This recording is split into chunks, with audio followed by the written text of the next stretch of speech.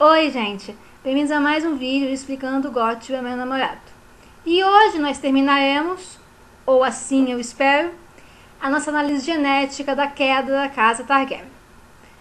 Então, como há muito a ser dito, vamos direto ao assunto. Como já foi dito anteriormente, o rei Daemon II teve com a sua rainha Martell 4 filhos, Baelor, Aerys, Rhaegal e Maegor, que se casariam com mulheres das casas Dondarrion, Arryn, Penrose e Dany, respectivamente. Todos esses irmãos tinham filhos com mulheres de casas não valerianas, com a estranha exceção do Aerys, que evitaria abertamente a cama de sua esposa durante o período em que foi rei, embora não a repudiasse. De qualquer forma, parece que a política matrimonial intrafamiliar de incesto se manteria, com vários casamentos ocorrendo entre os filhos e os netos dos irmãos, o que é um provável resultado do desespero dos Targaryen por um controle mais imponente de Estéreos depois de várias décadas sem qualquer nascimento de dragões. Mas, de acordo com as regras que já vimos, tudo seria em vão. O gênio especial dos Targaryen já fora para a casa Martell com o casamento da princesa Daenerys com o príncipe de Dorne algumas gerações antes. Então, mesmo que o Daemon II fosse possuidor do gênio especial, ele só poderia passá-la para uma filha, mas ele só teria 4 meninos com a sua rainha. Mas, se de nada adiantariam os vários casamentos dentro da família, como é que outra Daenerys poderia se tornar a mãe dos dragões algumas gerações depois? A resposta está em parte no rei Aegon V.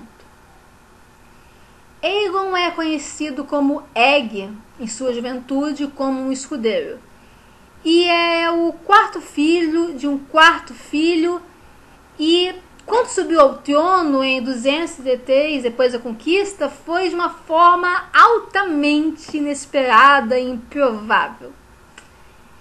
E uma vez que esse evento não era esperado que ocorresse, ele fez um matrimônio por amor com uma mulher de uma casa menos importante das terras fluviais, os Blackwood. Com sua esposa Betha, que também é conhecida como Negra Betha pela cor de seus olhos e cabelos, o Aegon teria 5 filhos: Duncan, Jaehaerys, Shaera, Daeron e Rhaenyra. E seria assim que o gênio acabaria salvo e passando adiante até a Dany. Mas como isso aconteceu? Vocês devem estar se perguntando, e com toda a razão.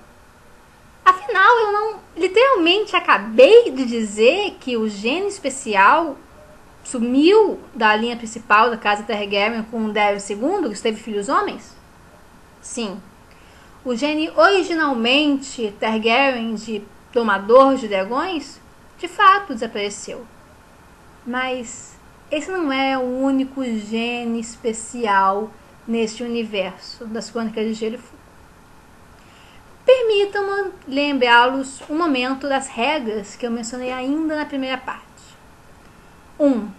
A habilidade de domar mentalmente criaturas vivas vem de um gênio não especificado. 2. Logo, a habilidade de domar dragões é genética, assim como a habilidade Varg. 3. O gênio que possibilita domar dragões tornou-se comum entre os valerianos devido aos frequentes matrimônios intrafamiliares. O mesmo pode ser dito, embora em menor medida, em relação ao gênio Varg. 4. Ambos podem ser transmitidos independentemente do gênero. Logo, há domadores homens e mulheres, assim como Vargs de ambos os sexos. Então, como vocês podem ver, até aqui as mesmas regras funcionam tanto para os domadores de dragão como para Vargs. E a mais importante delas é a necessidade de um gênio não especificado para ter a habilidade, que basicamente corre pela árvore genealógica. Mas o que torna os Targaryen diferentes dos seus, pode-se dizer assim, primos do norte, e, em certo sentido, menos evoluídos, por assim dizer, é que eles ainda precisam dominar as criaturas, enquanto os nortistas podem apenas se fundir mentalmente com elas. Então, nesse sentido, os habitantes do norte eles não parecem ter necessidade real de possuir um gene especial ligado ao sexo para acionar a habilidade que eles já carregam no sangue. Isso ocorre uma vez que eles literalmente já nascem com ela, podendo desenvolvê-la mais ou menos por exposição. Então, assim como os Targaryen, as casas do norte também sabem da importância de uniões frequentes intrafamiliares. E a gente pode ver isso mesmo na extremamente simplificada árvore genealógica da casa Stark, disponível na Enciclopédia do Gelo do Fogo. Além dos vários casamentos entre si, os Stark eles se casaram de forma frequente com as famílias Karstark, Amber, Glover e Blackwood. Isso tanto pela via feminina como pela masculina. Assim, nós podemos deduzir com certa segurança que todas essas casas têm uma boa dose de sangue Varg em si. Mas, dentre elas, destacam-se especialmente os interessantíssimos Blackwood. Eles eram descendentes dos primeiros homens e uma das poucas casas ao sul do Gargalo que seguiam os antigos deuses ao invés da fé dos Sete, depois de serem expulsos do norte pelos reis do inverno. E eles forneceriam uma das mais célebres amantes do rei Aegon, o Indigno, a bela e gentil Melissa, que teria 3 crianças com o monarca antes de ser dispensada. Entre eles, o mais influente foi seu caçula, Brandon Rivers, melhor conhecido entre nós como Sangue de Corvo ou, na inglês, Blood Raven. E o que poderia ter tornado esse homem tão poderoso em idade adulta e além, se não a mistura inédita de sangue de dragão com sangue Varg em suas veias? Então, nesse sentido, talvez não seja nenhuma coincidência que o rei Aegon V já estava casado, por amor, há mais de uma década com a sua rainha Betha Blackwood, quando o Sangue de Corvo foi enviado para a muralha em 233 depois da conquista. O Aegon ele foi convencido do erro da prática incestuosa dos Targaryen depois de ter passado a juventude junto ao povo, por um lado. E, por outro, ele necessitava do apoio dos grandes senhores para governar. Então, o Aegon ele fez uma série de acordos matrimoniais com grandes casas envolvendo seus filhos com a Betha. Embora os jovens acabassem tendo as suas próprias ideias a respeito e decidissem se casar por amor, como seus pais teriam feito. Depois que o mais velho, Duncan, rejeitou uma Baratheon para se unir à muito misteriosa Gênese de Pedras Velhas, os seus irmãos Jaehaerys e Shaera, que sempre haviam sido apaixonados, fugiram e se casaram secretamente, consumando a união antes que os seus pais descobrissem a fuga. Como o último filho, Daeron se recusava a casar com qualquer mulher que fosse, especialmente a sua prometida Olenna Redwayne, futuramente conhecida como a Rainha dos Espinhos, só restaria o Aegon a sua caçula, Raelle, para ser a noiva do herdeiro Ormond Baratheon. A gente vai voltar a esse ponto mais adiante, mas primeiro terminemos a análise genética da casa Targaryen. O Jaehaerys ele foi tornado herdeiro do Trono de Ferro com a abdicação do irmão mais velho, mas teria com a sua irmã esposa um casamento pouco fértil, nascendo apenas 2 crianças da união, o Aerys e a Rhaella, que no devido momento também se casariam entre si. Notem como, nesse instante, a combinação genética peculiarmente poderosa, sugerida pelo Sangue de Corvo e oficialmente inaugurada com Aegon V e Betha Blackwood, ainda seguia, do ponto de vista genético, intacta. E essa combinação ela passaria adiante para os 3 filhos do Aerys e da Rhaella, o Rhaegar, Viserys e a Daenerys. E agora, tendo tudo isso em perspectiva, a gente pode entender muito melhor porque a Dany conseguiu chocar os seus 3 ovos depois de passar alguns meses com eles, não é? Não foi só milagre. Foi em grande parte uma poderosa genética. Mas o que significa pro resto da história? Tipo, e agora? A teoria genética barra sanguínea da habilidade de domar dragões e Vargar, ela tem evidentes e gigantescas implicações para as crônicas de Gelo e Fogo, mesmo se ela jamais for empiricamente confirmada nos livros. E podemos confirmar que isso ia ser meio difícil de qualquer maneira, né? Se os envolvidos nunca chegarem perto de um dragão. De qualquer forma, ela torna a feição dos dragões por Benplan bem mais interessante, não é? Enfim, como a ideia pode ter alguma consequência realmente significativa para o arco da história?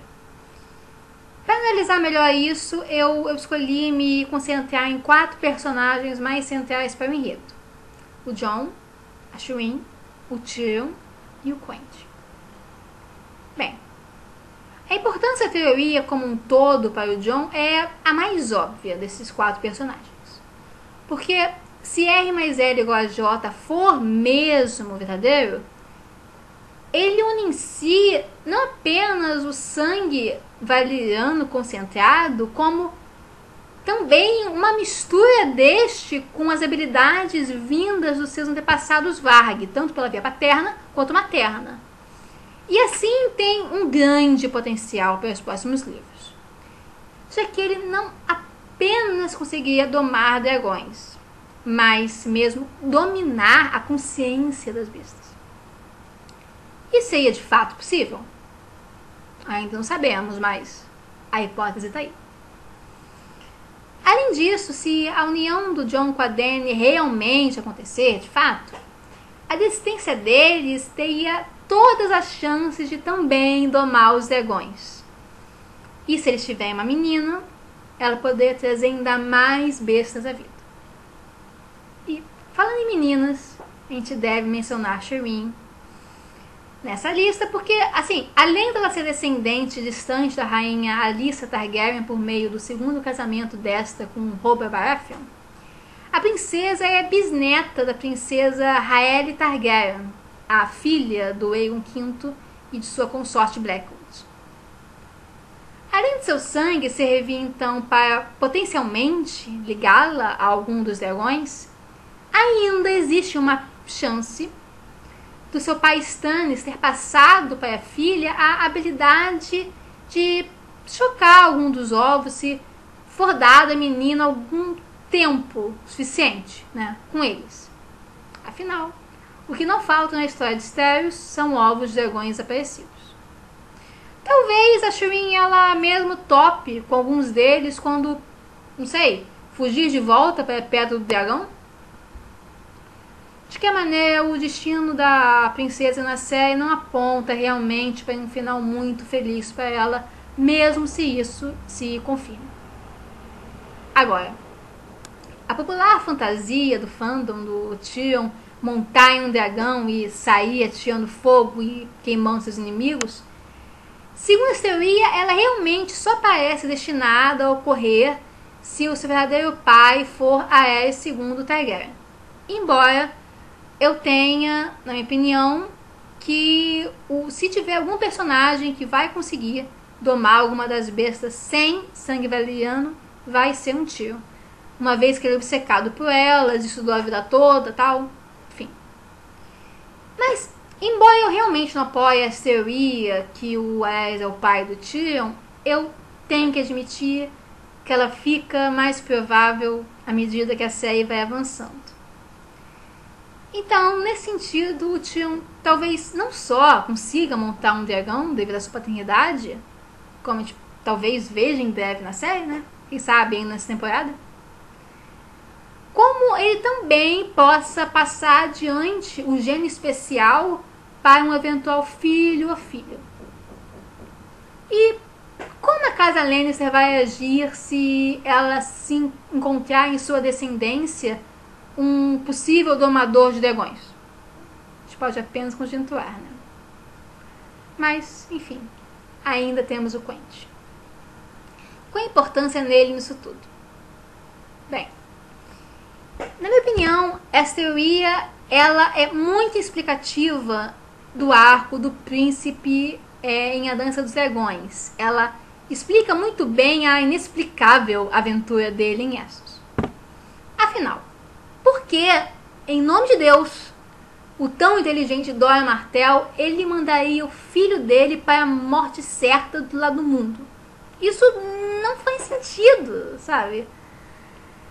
Então, se a gente aplicar essa teoria na história do Quentin, todos os capítulos dele em A Dança dos Dragões se encaixam muito melhor se o pai dele contasse com a habilidade do Quentin em domar um dragão, impressionar Daenerys, casar com ela e ter príncipes e princesas Martell em sequência com a rainha, efetivamente ganhando a guerra pelo gênio especial.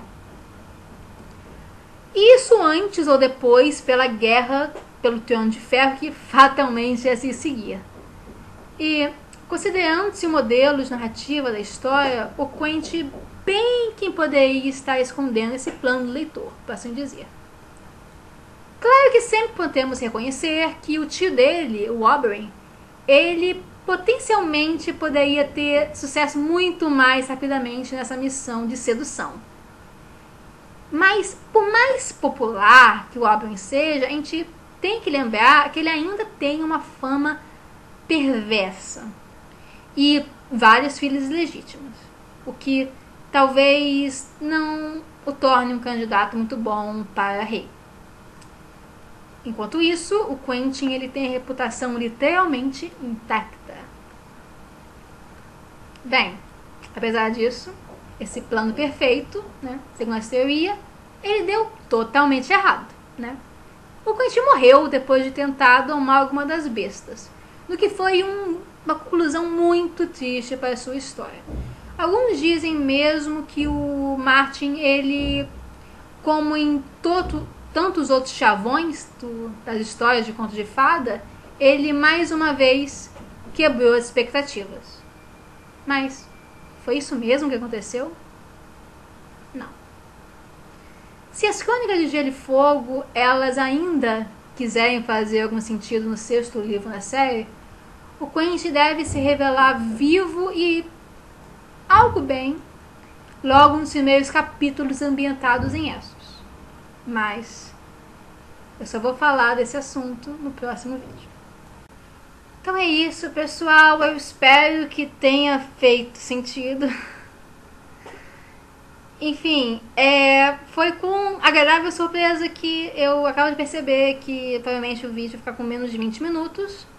O que me faz pensar que eu devo investir mais em roteiros para meus vídeos. Eles ficam agradavelmente organizados. É bom e eu não testo muita paciência de vocês. Enfim, antes que eu faça o vídeo sobre o Quentin, se ele está vivo ou não, quais são as consequências disso para a história, comentem o que vocês acharam dessa pequena série. E, mais uma vez, se gostarem, curtam. Se quiserem, compartilhem. Se desejarem mais vídeos como esse, é só escrever aqui embaixo. E não esqueçam de dar a opinião de vocês para novos vídeos. E é isso. Beijo, gente.